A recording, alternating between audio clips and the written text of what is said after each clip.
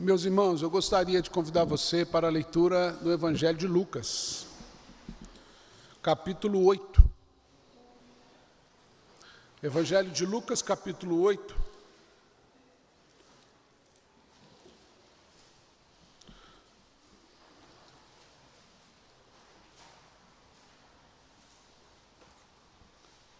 Quero ler com você a partir do versículo 22, nós vamos fazer uma leitura um pouco extensa.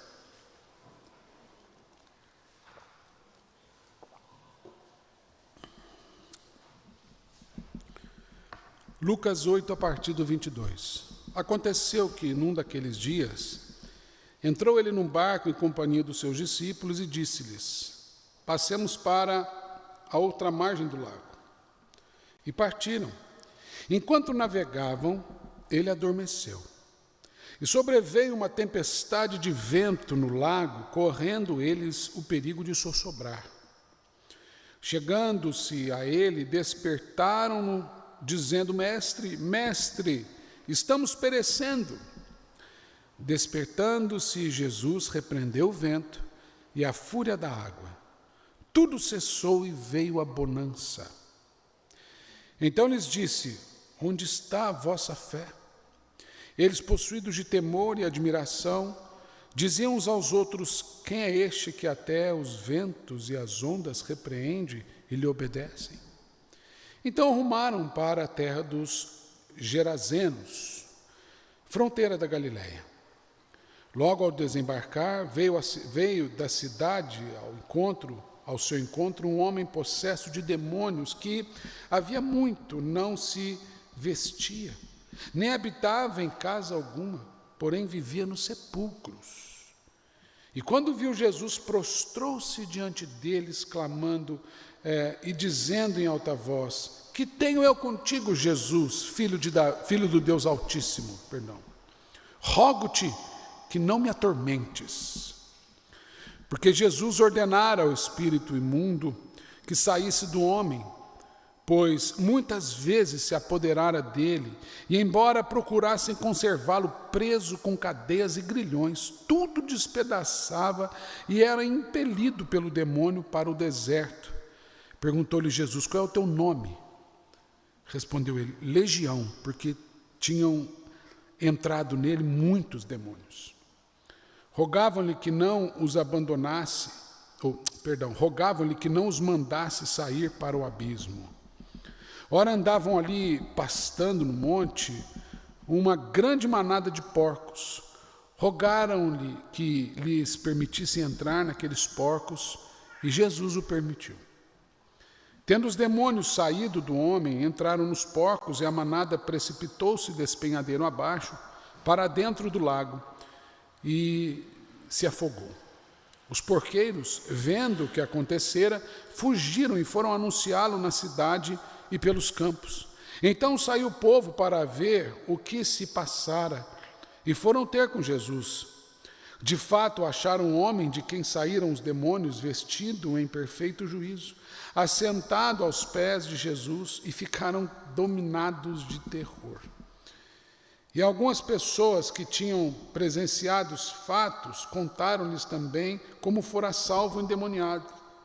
Todo o povo da circunvizinhança dos Gerazenos rogou-lhe que se retirasse deles, pois estavam possuídos de grande medo. E Jesus, tomando de novo o barco, voltou. O homem de quem tinham saído os demônios rogou-lhe que o deixasse estar com ele. Jesus, porém, o despediu, dizendo: volta para casa e conta aos teus tudo o que Deus fez por ti. Então foi ele anunciando por toda a cidade todas as coisas que Jesus lhe tinha feito. Ao regressar Jesus, a multidão o recebeu com alegria, porque todos o estavam esperando.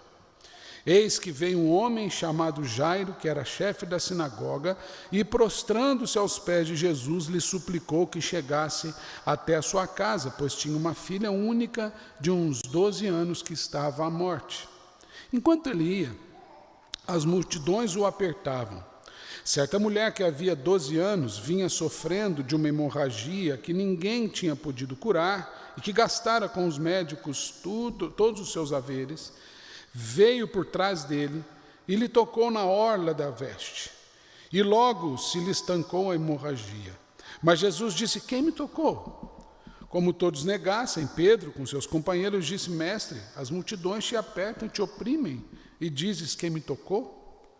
Contudo, Jesus insistiu: alguém me tocou, porque senti que de mim saiu poder. Vendo a mulher que não podia ocultar-se, aproximou-se trêmula e, prostrando-se diante dele, declarou à vista de todo o povo a causa por que ele havia tocado e como imediatamente fora curada. Então lhe disse: filha, a tua fé te salvou, vai-te em paz. Falava ele ainda, quando veio uma pessoa da casa do chefe da sinagoga dizendo: tua filha já está morta, não incomodes mais o mestre. Mas Jesus, ouvindo isso, lhe disse: não temas, crê somente e ela será salva. Tendo chegado à casa, ninguém permitiu que entrasse com ele, senão Pedro, João e Tiago, e bem assim o pai e a mãe da menina. E todos choravam e a pranteavam, mas ele disse: não chores, ela não está morta, mas dorme. E riam-se dele, porque sabiam que ela estava morta. Entretanto, ele, tomando-a pela mão, disse-lhe em voz alta: menina, levanta-te. Voltou o espírito. Ela imediatamente se levantou e ele mandou que lhes dessem de comer. Seus pais ficaram maravilhados, mas ele lhes advertiu que a ninguém contasse o que havia acontecido. Vamos orar, queridos. Pai, nós estamos aqui porque o Senhor nos trouxe de forma soberana, que Tu és generosamente governador da história. O Senhor nos conduziu. Tu és o Rei, Tu és absoluto, e nós Te obedecemos até sem saber, quando o Senhor decreta algo. E essa noite foi decretada na história como uma noite onde o Senhor nos trouxe aqui para falar conosco. Pai, eu não estou querendo superestimar esse momento, mas acabamos de ler a Tua palavra no templo da Tua igreja, e a Tua presença é real nesse lugar. Então não tem como alguma coisa não acontecer na nossa vida. Mas eu não posso fazer isso. Eu sou meramente um pregador. Porém, o Teu Espírito Santo, que convence os nossos corações, que, ó Deus, opera em nós tanto querer como realizar, esse mesmo Espírito, que é o Senhor presente aqui, fala com a Tua igreja.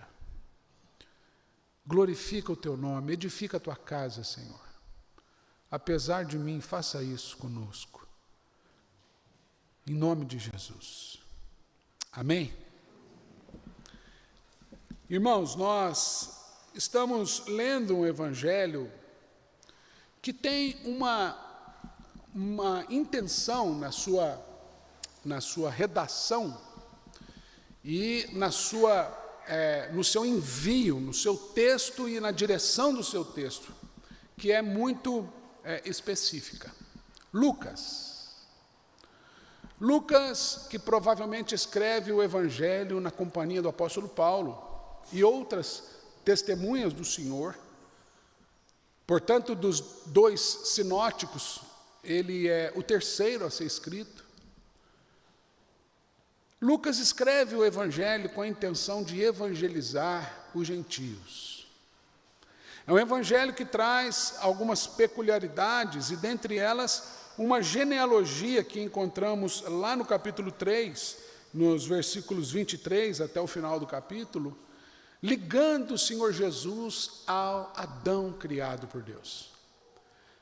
Lucas está interessado em provar que Cristo é homem, mas que Cristo é Deus. Que Cristo padece, mas Cristo governa, reina para sempre. Que Cristo sofre a dor dos nossos mais terríveis, das nossas mais terríveis mazelas, mas está presente em todas elas e manifesta a sua graça em tudo isso. O Evangelho de Lucas é rico nos relatos milagrosos de Jesus, minucioso, detalhista. A história vai dizer para a gente que ele era um médico. Então era alguém que olhava para os milagres, especialmente aqueles milagres no tocante à cura de pessoas, com um olhar clínico. Aquele que testemunha da enfermidade, mas também fica espantado, atemorizado com a cura miraculosa. Aquele homem que vê e não consegue explicar, mas crê. Então Lucas é uma narrativa muito especial para nós. E o capítulo 8, essa matéria que nós lemos aqui, eu encurtei um pouco, pegando o versículo 22, mas todo o capítulo 8, ele tem uma intenção. Nós vamos lembrar, queridos, que a divisão de capítulos, de versículos e esses pequenos subtítulos que organizam aquilo que nós chamamos de perícopes, aqueles pequenos trechinhos, deve ser assim na sua Bíblia, eles são para facilitar a nossa leitura, eles têm uma intenção didática. Mas se nós estivéssemos lendo aqui o relato original deste evangelista, a gente não ia encontrar isso. Então, a gente precisa treinar os nossos olhos, a nossa atenção, para não limitar a nossa busca pelo entendimento daquilo que o texto nos traz àquele pedacinho. A gente precisa ler o entorno, a gente precisa ler o contexto, o que está acontecendo. Porque aí a gente tem mais clareza no que Lucas está nos dizendo. E esse trecho longo que nós lemos, ele narra para nós pelo menos três das tragédias mais terríveis que a gente prova na vida. Catástrofes naturais, enfermidades, ou para dizer na ordem, manifestações e possessões demoníacas e enfermidades terríveis. Essas três adversidades, elas são muito mais comuns do que a gente imagina, e elas são extremamente nocivas e letais, elas nos matam. Seres humanos morrem todos os dias por catástrofes naturais, pelo poder satânico e pela enfermidade. Mas, nada obstante essas tragédias, ali está o Senhor Jesus. Ali está o Senhor Jesus. E a forma como o Senhor Jesus, ele permeia as nossas tragédias é muito interessante. E muitas vezes ela confronta a nossa expectativa. Muitas vezes, quando nós estamos atravessando determinadas adversidades, particularmente dessa natureza, nós oramos imaginando um Deus que vem e que não pede licença, ele vem e resolve o problema. Nós temos essa expectativa. Deus faz essa chuva parar. Deus muda esse povo de dura cerviz, esse povo, Deus, que está morrendo no pecado. Deus cura essa enfermidade terrível. O que muitas vezes nós não imaginamos é que o Senhor Jesus, ele está não somente manifestando o seu poder sobre nós, mas também tomando parte entre nós. A encarnação de Jesus, queridos, ela é muito mais do que um dogma na nossa fé. A encarnação de Jesus vai para muito além do Verbo se tornando carne e habitando entre nós, de modo que nós vemos a sua glória, a glória do unigênito do Pai, como João escreve no capítulo 1, versículo 14. A encarnação, ela é a maior humilhação que Deus já pôde sofrer na eternidade. Deus não cabe no ventre de uma mulher. Deus não cabe num bercinho de criança.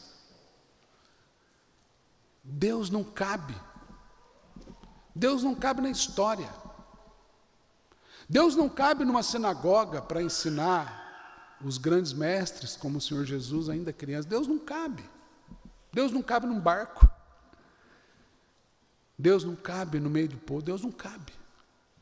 Deus, Ele não existe. Deus é. Deus extrapola a existência. Deus governa o universo. Agora, de acordo com o que Paulo escreve aos Filipenses, ele mesmo sendo esse Deus, ele não julgou com usurpação ser igual a Deus, antes a si mesmo. Eu não quero chamar a sua atenção para isso. Deus a si mesmo se humilhou, assumindo a forma humana. É interessante que Deus não pode ser humilhado, e por isso Ele se humilha. Aquilo que nos humilha não humilha Deus. Aquilo que nos afeta não afeta Deus. Aquilo que nos mata não mata Deus. Mas Deus se fez aflito. Deus se fez pobre, frágil. Deus se permitiu morrer. Mas não é para provar para a gente que Ele é Deus, mas para mostrar para nós que Ele está conosco. Irmãos, essa sempre foi a indagação de todas as personagens bíblicas. Todas. Quando Adão e Eva saíram do jardim, e Caim e Abel resolvem levar uma oferta ao Senhor, o Senhor está ali. Ele está ali para ensinar aqueles meninos a como se relacionarem com Deus. Quando Caim comete a desgraça de assassinar o seu irmão, Deus está ali. Quando Noé está vivendo no meio de um povo cuja imoralidade subiu à presença de Deus, a ponto de Deus decretar juízo, destruindo toda a humanidade, toda a criação, Deus foi até Noé, constrói uma arca. Quando um casal quando um homem tinha acabado de perder um irmão, o pai se mudou da cidade que morava, Ur dos Caldeus, e já não via esperança na vida. Deus vai até ele, toma lugar na vida dele e diz: eu vou fazer de você uma grande nação, Abraão. Jacó enganador, filho da mentira, seria a tradução mais apropriada, neto de Abraão. Ele encontra com o Senhor numa madrugada e não arreda o pé. Ele briga com Deus. O que dizer de Moisés, que quando está no monte, o povo lá embaixo, que acabou de sair do Egito, aliás, Deus vai lá no Egito livrar o seu povo, e Moisés, quando está lá no monte, ele fala: Senhor, eu não posso dar um passo se a sua presença não for comigo, eu preciso ver o Senhor. E Deus levou isso tão a sério, que Moisés viu o Senhor pelas costas. E não tem parênteses, não tem nada melhor do que ver Deus pelas costas. Porque quem vê Deus pelas costas é porque está seguindo Ele. A gente só vê pelas costas quem está diante de nós. O que dizer de Davi e tantos outros personagens? O que dizer do apóstolo Paulo? Então Deus, Ele toma lugar na nossa vida. Deus não está assim governando o universo alheio à nossa vida. Isaías, no capítulo 6, me ocorre aqui também, quando vai narrar a experiência do seu chamado, no ano da morte do rei Uzias, eu vi o Senhor, eu vi. Gente, isso é muito forte, eu vi, ninguém me contou, eu vi. Eu tive uma visão. Eu vi o Senhor assentado no alto e sublime trono, e ele descreve a glória de Deus. Mas enquanto ele está descrevendo, ele tem uma reação, eu estou perdido. E ele nem bem terminou de falar, e o próprio Senhor envia um anjo e toca aquele profeta. E ao ser tocado, então ele ouve o próprio Deus, que está presente, ele dizendo: olha, quem há de ir por nós anunciar a salvação? Eis-me aqui, Senhor. Porque quem vê a Deus, quem vive uma experiência com Deus, ele não tem outra reação que não seja proclamar esse Deus, compartilhar. Ele olha para as pessoas e fala assim: olha, você não tem ideia do que você está perdendo vivendo longe de Deus. E a nossa visão, às vezes, ela é tão minimalista e tão dogmatizada dessa manifestação do Senhor, que nós achamos que esse assunto se trata de religião, de conversão. Irmãos, me perdoe, Deus não está interessado na sua religião. Deus está interessado na sua vida. Nós nos organizamos assim, doutrinariamente, historicamente.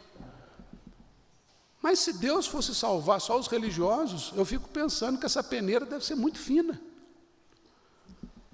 Nós estamos falando de um Deus que foi até uma região inóspita, inundada por demônios, para buscar uma pessoa. Nós estamos falando de um Deus que voltou o caminho da viagem para encontrar uma menina. E mais, nós estamos falando de um Deus que no meio do caminho ainda encontra uma outra senhora. Nós estamos falando de um Deus que, ainda que não pudesse mexer nada a não ser os seus lábios e os seus olhos, porque os seus pés e as suas mãos estavam pregadas na cruz, só precisou de um olhar e de algumas palavras para olhar para outro homem condenado e dizer: ainda hoje você vai estar comigo no paraíso. O que Deus não pode fazer por você? Esse texto que lemos, irmãos, é para deixar a gente assim, de queixo caído. Porque essas adversidades, essas três pelo menos que acabamos de ler, elas nos humilham. Elas escapam. A gente não pode controlar a fúria do mar. A gente não pode controlar a ira dos demônios. Nós não podemos controlar a tenacidade de uma enfermidade, a gravidade de uma enfermidade. A gente tenta, né? Nós tentamos. Então, irmãos, eu queria, olhando para esses episódios aqui, chamar a sua atenção para algumas verdades que nós encontramos nesse texto. E a primeira delas, que a gente aprende aqui com Jesus, é a respeito, a gente falava isso um pouco ontem na juventude, aqui no sábado, a respeito de prioridades. Eu quero emprestar um pedacinho do que a gente falou ontem, alguns que estão aqui estavam com a gente. Irmãos, eu penso que a nossa vida, a gente se perde um pouquinho em três palavrinhas.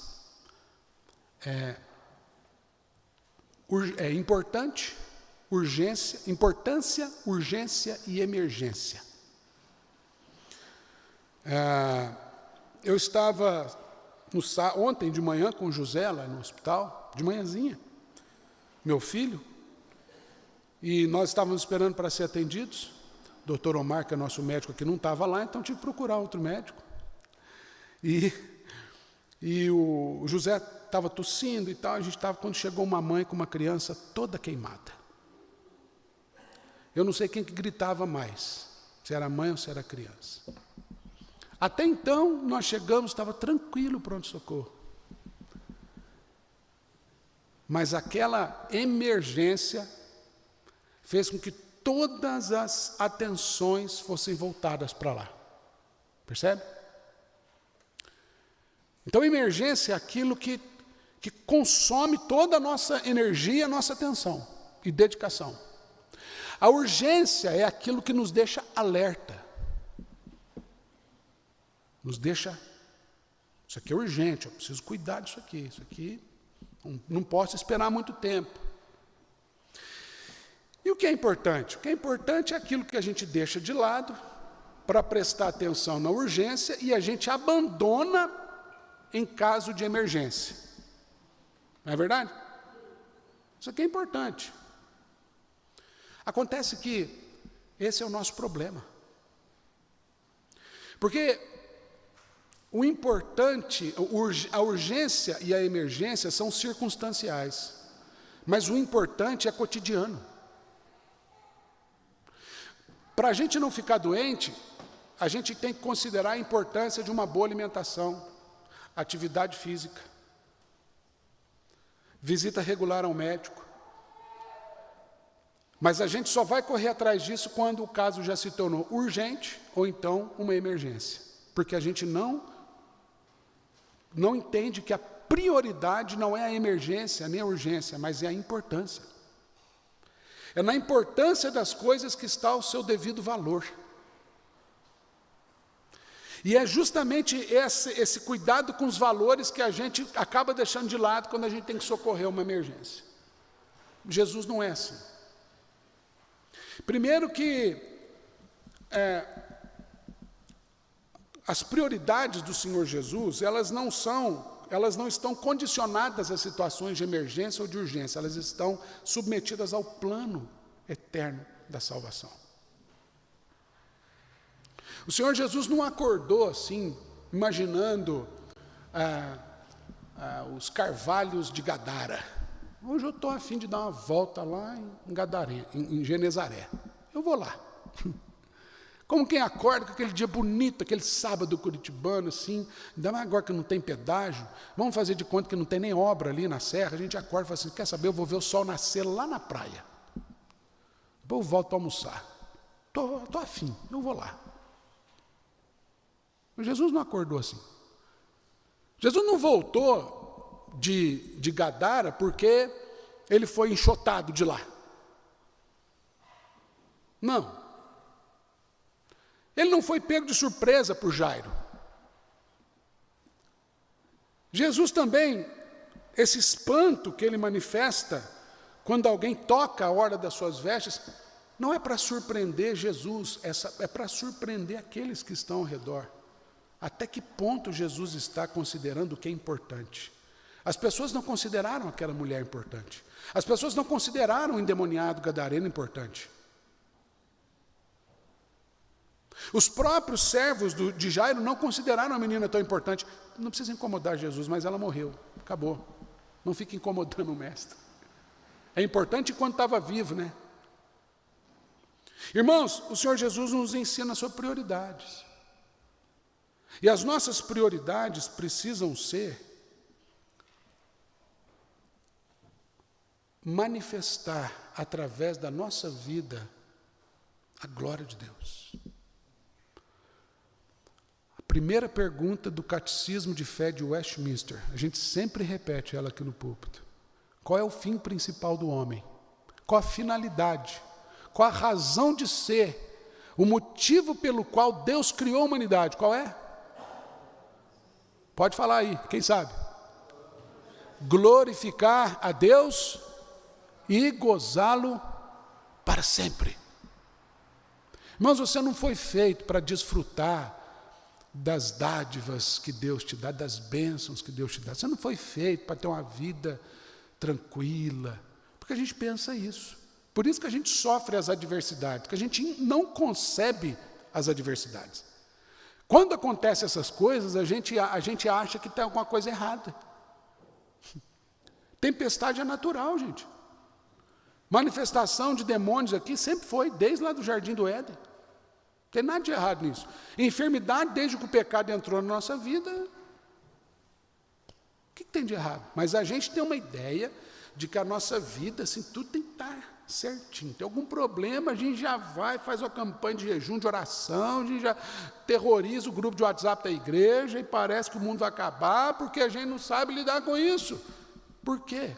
Porque nós não estamos entendendo aquilo que o Senhor Jesus tentou ensinar para os seus discípulos quando recebeu, por exemplo, a notícia da enfermidade de Lázaro, que morreu. E Jesus esperou 4 dias, o seu próprio amigo, porque quando Jesus recebe a notícia, Lázaro não somente está vivo, mas a notícia vem da seguinte forma: está enfermo aquele a quem você ama. É urgente. É uma emergência, é prioritário. Acontece que o prioritário não é primordial. Nem tudo que é prioritário é primordial. Primordial vem daquilo que é principal, que é mais importante. O que é a morte, um demônio, uma enfermidade, uma tempestade para aquele que tem poder sobre tudo e sobre todos? O Senhor Jesus estava preocupado ali na morte de Lázaro, quando ele expressa o seguinte: esta enfermidade é para a glória de Deus, a fim de que o Filho de Deus seja por ela glorificado. E quando o Senhor Jesus diz antes dele gritar, Lázaro, vem para fora, quando as irmãs de Lázaro estão ali apavoradas, dizendo assim: mestre, não faça isso, não nos humilhe, já tem 4 dias, ele já está cheirando podre. Ele não dá ouvido e ele levanta os olhos aos céus e diz assim: Pai, graças te dou porque me ouviste. Aliás, o Senhor sempre me ouve. Eu digo isso não por conta de outra coisa, senão pela razão de que essas pessoas que estão aqui conheçam o Senhor, creiam que tu me enviaste. Aí ele diz: Lázaro, vem para fora. E quando Lázaro vem e as pessoas se deparam com aquilo, a Bíblia diz para a gente que muitos creram no Senhor. Viver para a glória de Deus é dizer que é possível crer num Deus que governa sobre todas as adversidades. É possível, ainda que tudo em volta pareça impossível. E o Senhor Jesus ensina isso. E a gente acha que isso é coisa para Jesus.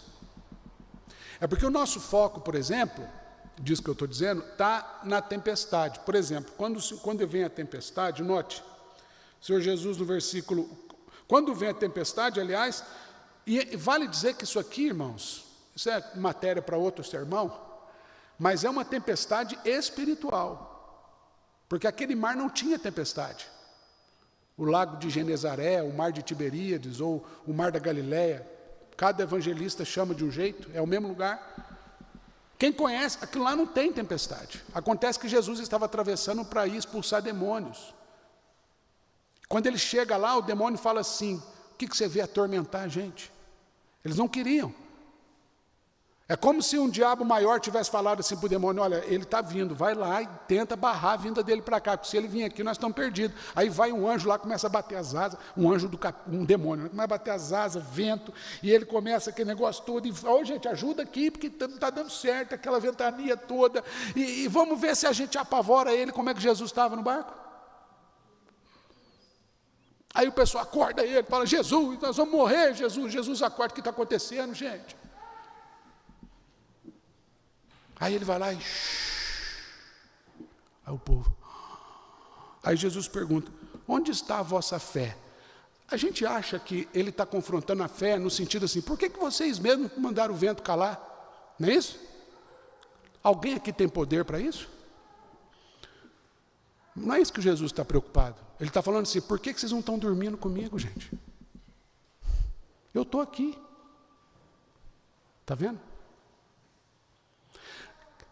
É questão de foco. A gente está olhando para a tempestade quando a gente devia estar olhando para a cama. Nós estamos preocupados em resolver, nós não estamos preocupados em descansar. E sabe por que a gente não descansa? Porque a gente não confia. E sabe por que a gente não confia? Porque a gente não conhece. Porque a gente acha que fé é para confiar em Deus. Mas fé não é para confiar em Deus. A confiança é o testemunho da fé. Fé para conhecer a Deus, porque a gente só confia em quem a gente conhece. E quem conhece a Jesus nas tempestades, ele vai para a cama, ele não vai para a proa do barco. Porque ele sabe que Jesus está ali. Porque foi Jesus que falou: eis que estou convosco todos os dias, até a consumação do século. Não é para a gente ignorar a enfermidade. Nós não estamos falando disso. Jesus não fala para eles ignorarem a tempestade. Jesus fala: vamos dormir, gente. É mais importante, nós vamos ter um dia longo pela frente. Não se preocupe com as urgências e emergências da tempestade. Considere o que é importante. Sabe o que é mais importante agora? Dormir. Como que nós podemos dormir? Vem cá que eu ensino. Deita a cabecinha, conta 100 ovelhas. Quando chegar na 99, dorme. E aí ele vai e ele causa espanto naquelas pessoas, e mais uma vez uma crise de prioridade, por conta da falta de entendimento da primordialidade. Nós estamos falando de um homem que andava nu pela rua há anos. E note aqui que essa expressão,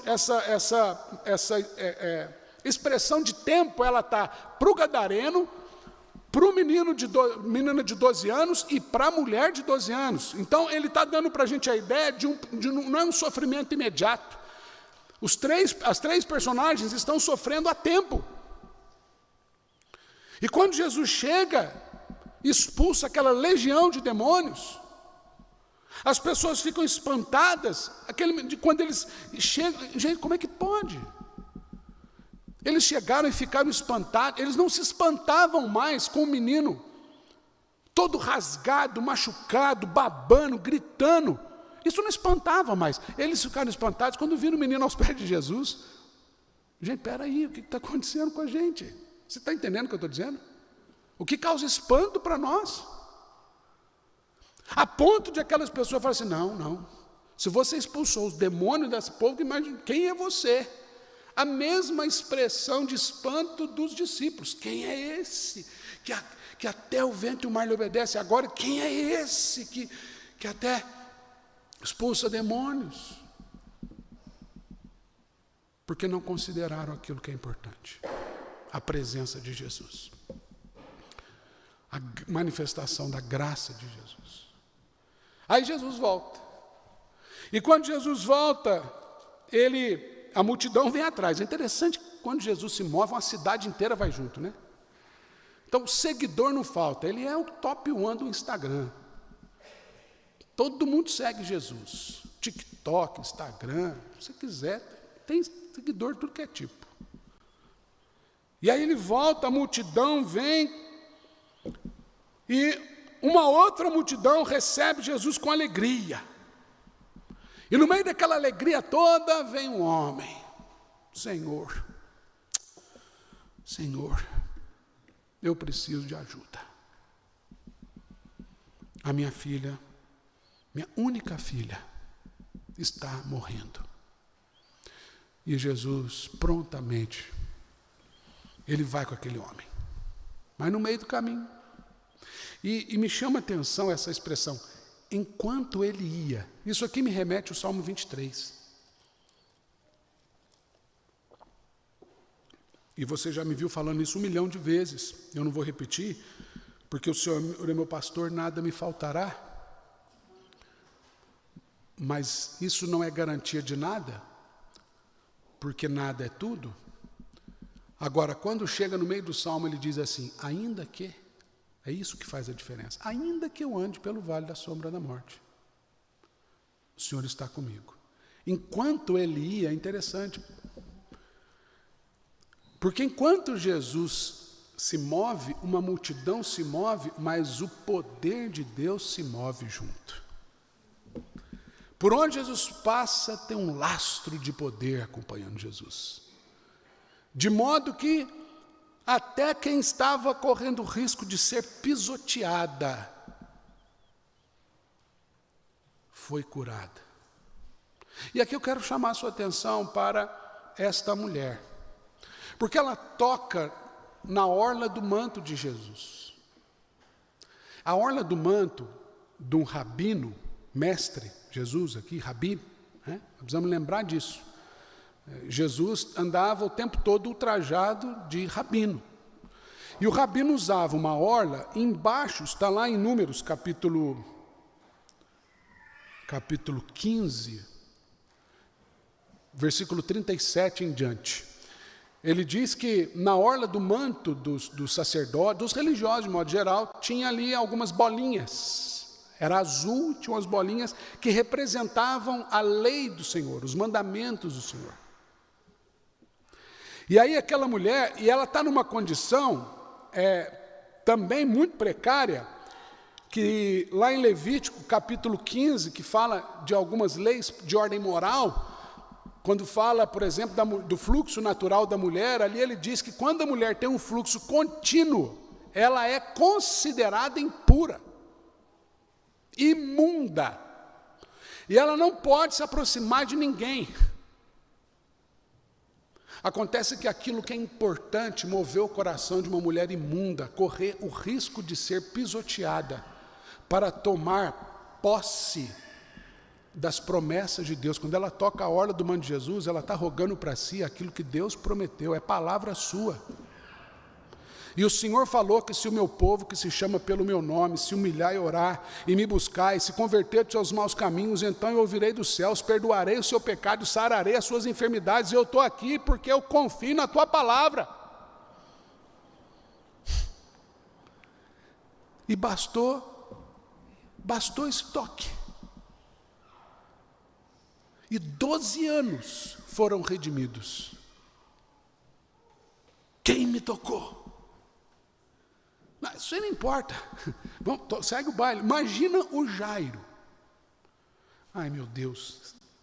Tem muita gente que pergunta quem tocou, só falta ele sair perguntando de um por um. Aí minha filha estabeleceu essa tragédia lá em casa. Vai dar tempo, Jesus, depois você volta a perguntar quem te tocou. Vamos.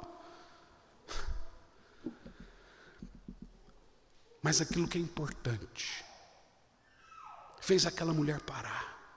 Fez com que Jesus, fez aquela mulher correr o risco de vida, fez Jesus parar e olhar nos olhos daquela mulher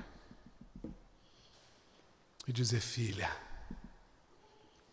vá em paz, volta para a sua vida, volta para a sua casa, abrace os seus parentes, tome um banho, vai para a igreja, vai louvar a Deus, minha filha. Mas ele dizia isso. Mais uma vez, o ainda que. Falava ainda. Então Jesus nem chegou em Gadara. Chegava ele ainda, os demônios já ficaram apavorados. Jesus vai para a mulher, enquanto ele ia, a mulher chega. Jesus vai para a casa de Jairo, enquanto ele ia, a mulher chega. Ele falando com a mulher, vem um povo, olha, não dá a impressão que Deus está sendo pego de surpresa o tempo todo? E tudo que ele está fazendo é seguir o curso dos seus planos. Aí, não incomodes mais o mestre. Ela morreu. Jesus só, está ouvido não. Vamos lá. Com a vontade de tomar um café lá na sua casa, Jairo, você não tem ideia. Ela está dormindo. Levou Pedro, Tiago e João, já que é para não fazer muito barulho, né? Para não acordar a menina. Deixa que eu acordo. Aquela menina gelada, pálida. Filha! Diz que ele falou em alta voz, né? Imagina o povo lá fora. Imagina o constrangimento dos parentes. Menina! Eu te mando, levanta! Ela, pum! E já acorda com fome. Era a hora do café, né? Gente, dá de comer para essa menina. Morrer deve dar uma fome danada, né, gente? Porque Jesus também, quando ressuscitou, ele aparece para os discípulos e fala assim: gente, tem alguma coisa para comer aí? Não sei, mas morrer deve dar fome. Irmãos, o Senhor Jesus, ele no final, ele surpreende a gente. E eu quero terminar da mesma forma como Lucas terminou essa narrativa. Porque em tudo isso, ele está nos ensinando sobre aquilo que é importante de fato na nossa vida. Mas ele não faz isso no palanque. No final disso, ele fala para a família da menina, para o Jairo e a sua família, mas eu posso tomar licença e dizer que ele também não se preocupou da mesma forma como ele disse para a família, olha, não contem nada para ninguém. Ele parece que não faz questão de dizer para aquela mulher, vai falar para todo mundo, ele fala, vai viver a sua vida. Mas para o liberto gadareno, ele fala, vai e anuncia, porque é importante, porque é prioridade. Porque aqui a mulher foi curada na frente de todos. A menina foi ressuscitada e devolvida para vocês, mas os gadarenos continuam perdidos. Irmãos, Deus abençoa a nossa vida para que nós possamos entender aquilo que é importante, depender do Senhor naquilo que é importante, mas também ser instrumento de socorro, de cuidado do Senhor diante dessas tragédias. Eu me lembro que quando o Senhor Jesus está falando lá em Mateus capítulo 25, já acabou, tá, gente? Isso aqui é só mais um golinho. E ele está falando assim, sobre o juízo final, né? Aí diz que vai separar as ovelhas dos bodes das ovelhas, direita e esquerda. Ele fala para os que estão assim à direita, ele fala assim, vinde benditos, entrai no reino que está preparado desde antes da fundação do mundo. Aí ele trabalha o seguinte, preste atenção. Ele trabalha uma dinâmica de necessidade e resposta. Então ele fala assim, porque tive fome e me deste. Quem está com fome precisa de, repita aí, porque tive sede. Quem está com sede precisa de Estava nu e me vestistes, preciso de roupa. Era forasteiro e me hospedastes, né? Aí ele fala assim, estava enfermo. Ué, mas quem está enfermo precisa de quê? De cura. E ele vai além, ele fala assim, estava preso. Quem está preso precisa de quê? Liberdade. E fostes ver-me. É porque tem coisa, irmãos, que a gente resolve, mas tem coisa que a gente não resolve. Existem demandas na vida uns dos outros que a gente está pronto para abençoar. Agora, tem outras que a gente não tem o que fazer. Mas, quando a gente não tem o que fazer, a gente se apresenta para se compadecer. Eu não posso sarar você. Eu posso levar você no médico. Eu posso pagar os seus exames. Eu posso fazer uma canja para você quando você estiver com gripe. Eu posso cuidar de você. Você está preso. Eu não posso libertar você, eu não tenho autoridade para isso, mas se depender de mim, eu vou visitar você todos os dias para te dizer que você, apesar de estar preso, pode ser liberto pelo sangue de Jesus. Sempre tem algo que a gente pode fazer, desde que a gente considere aquilo que realmente é importante. Que Deus nos ajude. Pai de amor e de misericórdia, nós que fomos reconciliados contigo pelo sangue de Jesus, te adoramos, porque Tu és Emanuel, és Deus presente, é Deus conosco, és Deus em nós, és Deus por nós e através de nós. Ó Deus, move a Tua igreja, atrai a Tua igreja para Ti, ó Deus, transforma-nos e envia-nos a partir das prioridades do reino do Senhor. Porque, ó Deus, quem busca o Senhor, sabe que todas as outras coisas são acrescentadas. Nós queremos viver para a glória do Senhor e manifestar os feitos do Senhor na nossa vida e proclamar as virtudes, ó Deus, do Teu reino, mas tem misericórdia de nós. Enfrentamos tempestades, enfrentamos demônios, enfrentamos enfermidades terríveis. Elas nos abatem, elas nos humilham, Senhor. Mas a Tua palavra diz que os humilhados são exaltados. Então que o Teu nome seja glorificado, que nós possamos enxergar, ó Deus, o Senhor e aprender a descansar contigo em meio à tempestade. Que nós, ó Deus, tenhamos os nossos ouvidos calibrados para ouvir a Tua voz e não a voz da multidão que vem contrária a nós. Que nós tenhamos o nosso coração no lugar certo, em Ti e nas coisas do Senhor. Que o Senhor vos abençoe e vos guarde. Que o Senhor faça resplandecer o seu rosto sobre vós e de vós tenha misericórdia. Que o Senhor sobre vós levante a sua face e vos dê a paz. A graça maravilhosa do nosso Senhor e Salvador Jesus. O amor infinito de Deus, o Pai, e as consolações do Espírito Santo sejam sobre vós, irmãos e irmãs, sobre vós permaneça para sempre. Amém.